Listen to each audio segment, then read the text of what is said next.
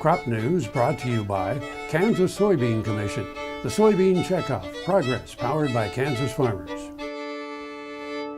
Good morning and welcome back to the show. We're at the 2013 Soybean Expo here in Topeka.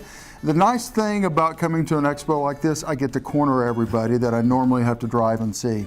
Jay being one of them. It's good to see you. Good to be here with you. And we got to talk a little bit. You haven't traveled yet this year, so that's nice for you. Jay travels the world for IGP and Kansas State and Kansas farmers, and we appreciate the work that you do. So, thank you. Drought continues to persist, and let's talk about the impact, kind of somewhere down the line.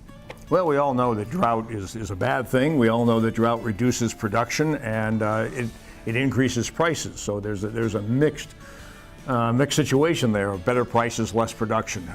What's the net revenue? You know, the farmers today have an interesting dilemma, but yet we're at a crossroads, and it seems to me that we talk about being at a crossroads almost every year, which is interesting. It certainly keeps life challenging and interesting, but we're at that crossroads right now where everybody is saying we've had 3 years of drought. The drought really isn't just a one-year phenomenon. It's been dry for 3 years in the Midwest, Kansas particularly. And now the question is, will we go into a abnormal fourth year of a drought? We've had 3-year droughts before. Will this turn into a 4-year drought or not? Or what happens if we get good rains? If the drought indeed gets busted and we go back to a more normal rainfall, not only in Kansas, of course, but nationally, then we would go back to a more normal production scenario, and that's good for production. It's negative on price outlook. Well, let's talk about demand, because before we came on camera, we talked a little bit about demand is not going to decrease for soybeans around the world. We don't see that happening. Yeah, don't see that happening. How do we keep up here in Kansas? How do we keep up with that demand if we can't grow a plant? Well, you know, it's a world market, and that's why exports and international markets are so important to the American soybean farmer. It is a world market. We don't think the demand is going to go away. We think we'll have good demand from China in particular and the rest of the world as well. So exports look healthy, and the issue is if we can't supply it, then somebody else will have to. That somebody else being primarily Argentina and Brazil keeps growing more soybeans every year and expanding. They've got the land to do so. So what may be bad news if production should fall in the United States, in the Midwest, Brazil will probably make up that difference, weather permitting. So we've got competition. And we've talked about this before in the past, Jay. When we talk about competition, no one can produce the quality of bean that we're putting out here in the U.S. Do you see that continuing like that? I mean, even if Brazil's able to come in and fill a hole, I mean, we're talking about quality versus quantity, aren't we? Well, we're always talking about price. Everybody in the world is interested in buying the most competitively priced commodity, whether that's soybeans or wheat or corn or sorghum. So we have a price point competitiveness that we have to try to match and to compete with. Yes, our soybeans are slightly better than South American, particularly in the digestible amino acids, the metabolizable energy that comes from them. Now, that's great.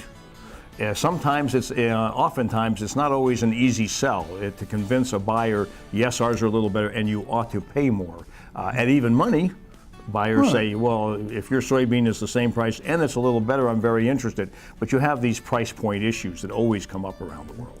Well, we're going to take a quick break if that's all right and come back and we'll kind of finish up with Jay. Crop news brought to you by the Kansas Association of Wheat Growers and Kansas Wheat Commission. Together, we are Kansas Wheat. Thanks for staying with us, Jay. Thank you for staying with us. The thing is, I get them mic'd and they can't run too far away because Mike will just pull them right back to me. So you brought up early in the first segment price. Price continues to stay high, which is good for the farmer. Not always good for the animal producer, people who are producing protein, not only for the U.S., but worldwide. How much of a squeeze is that putting on cattle and hog production here in the U.S.? Well, the animal producer has been squeezed. Higher prices obviously hurt his bottom line. The animal producer in the United States and around the world oftentimes has a hard time, a very difficult time, passing on that increased price of production to the end consumer. So he kind of runs up against that wall of I can only increase the price of beef or pork or chicken so much before the consumer rebels. And therefore, if the commodity price goes up, it damages my profit margins. So they've been suffering. Now, they've also been suffering because we've had increased animal numbers. If you talk about beef, particularly in the pork sector, the pigs, and in poultry. When you ask the poultry industry what's wrong, they'll tell you we have too many chickens. So they've had to cull back some of those herds. I don't think that the price outlook for the next 12 months is negative for animal production. Meat prices have actually risen.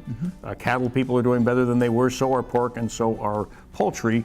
And the commodity price of soybeans has come down from the highs. So I think the outlook, if you look for 2013, is a little more positive for the meat producer. And yeah, we're trying to find where's that balance where the soybean producer can get a good value for what he's producing and the work he puts into it, and the animal production industry can still make a living.